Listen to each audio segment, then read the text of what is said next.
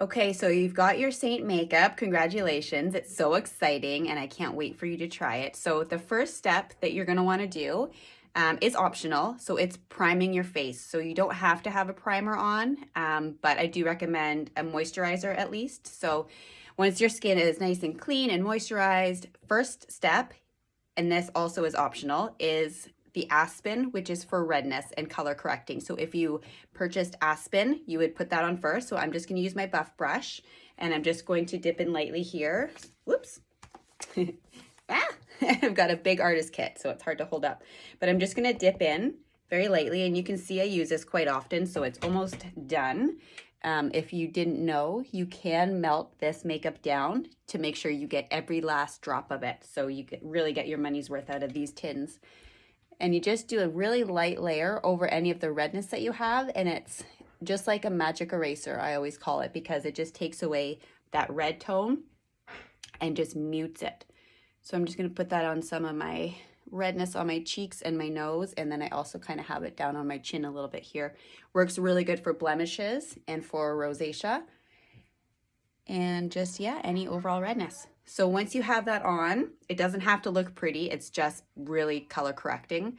We're going to start the whole regular makeup routine. So first thing is your contour, and there really is no right or wrong way of doing this. This is just the way that I'm showing you. So you're going to take your brush, you're going to dip it again, rather than swiping, you're going to just kind of dot it in there because you just need a little bit of product. A little goes a long way.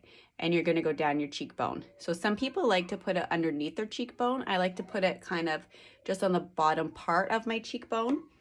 And this just creates that shadow, and it's going to make your cheekbones a little more prominent so that you have those nice structured cheekbone look.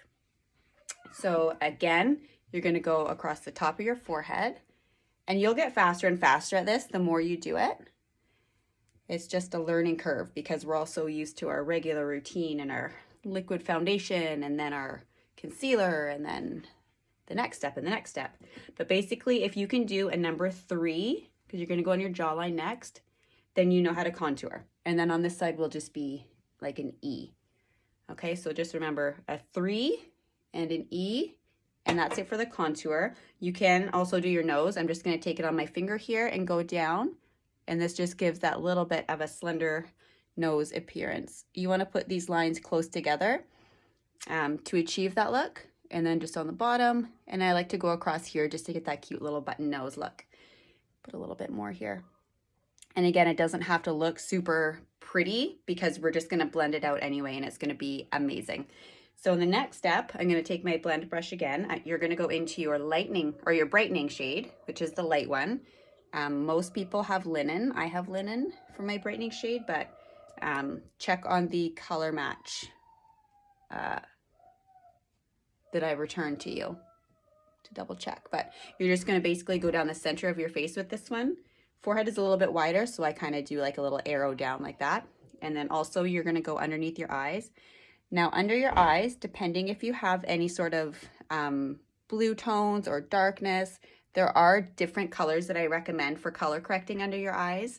Sunlit here is this one. You can see it's kind of yellowy. Sorry, this one.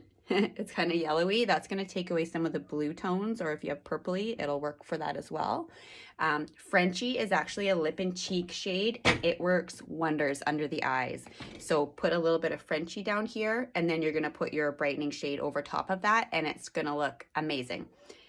Now, we've got our contour on, right? We've got the brightening shade down the center of your face and under your eyes. We're going to go into our main shade now. So for me, it's Candlelit, and just dabbing in again. And you're just going to kind of place that where you don't have any product yet. You can even do all this application with your finger and then just blend it out with a brush. But these brushes are formulated specifically for cream makeup. And so you're going to get that more airbrushed and the better blend kind of look. I put it on my eyelids as well. You don't have to, but it does actually act like a primer if you're going to put on eyeshadow, so it works really well. And plus I kind of have like the bluey veins here, so it really just helps to cover that. So from here, you can take your lip and cheek shade, which, look at all mine. I go a little crazy. I love this makeup. So I like to use petal on my lips. I like the really soft pink on my lips. And then I like to do this one here. This one is baby watermelon. And I'm just going to go on the apples of my cheeks. Baby watermelon. You want to do baby watermelon? Yeah. Go. Beautiful. My daughter loves doing her makeup too. All right, so that's on our apples of our cheeks. And when you smile, the big part of your cheek here. And then I go up my cheekbone as well. It's all about personal preference. From here, you're just going to blend it out. Daddy, Mama. Daddy's at work, hon. And you're just going to blend it out, starting with the lightest colors. And you don't want to muddy up your face and swoosh it all around. Sorry, guys. You're just going to blend out from the center in. And just do some little swirls, or just, you know, I'm not pushing in too hard. A perfecting sponge works as well, like a beauty blender. And just really softly. And again, remember when you're applying this makeup for the first time, it's going to take a couple times to really get it. And just keep trying, because for me, honestly, it took a couple times. Yeah, we're not going to touch those, honey. When you get to the nose, you want to just do some little, like, kind of push it into the skin, and that's going to really help keep it in that area and keep the shadows, because we still want to see the makeup. We don't want to blend it completely in so that it's gone. And then when you get to the contour, we're just going to go up into our hairline. You want big watermelon? Pink watermelon? Pink watermelon is my favorite pink one. She loves doing her makeup. And don't forget the jawline. Sometimes I forget to blend my jawline. And then I just kind of go down. Just to make sure that it all blends in. My face blends in with my neck.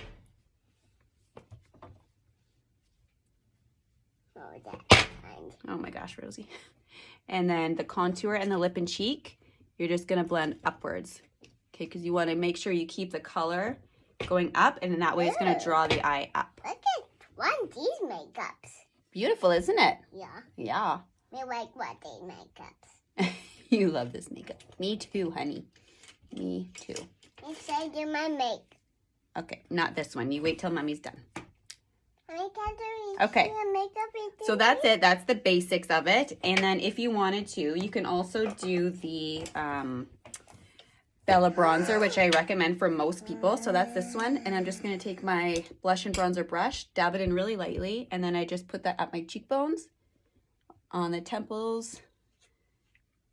Who am I kidding? I put it everywhere because I love bronzer. But that's where they say to put it, is these places. Anywhere that the sun would naturally hit. And it just gives that really beautiful glow. So this, I'll just mention. Okay, Rosie. The Bella bronzer doesn't have coverage. It's just like basically a tan. It doesn't have shimmer, and it's not orangey.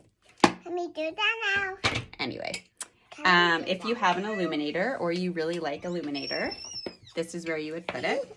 I'm going to wrap this up here. I'm just going to use honey, and you're just going to put it on the cheekbone really lightly. This one is honey. It's like a honey color. Isn't it beautiful? No touch. So put it on your cheekbone here.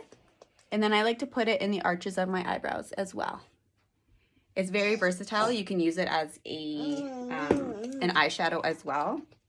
But I'm going to wrap up this video because I got a little one that's trying to get into it. So if you have any questions, please, please, please message me. And I hope you love your makeup so much. Thank you. Let me do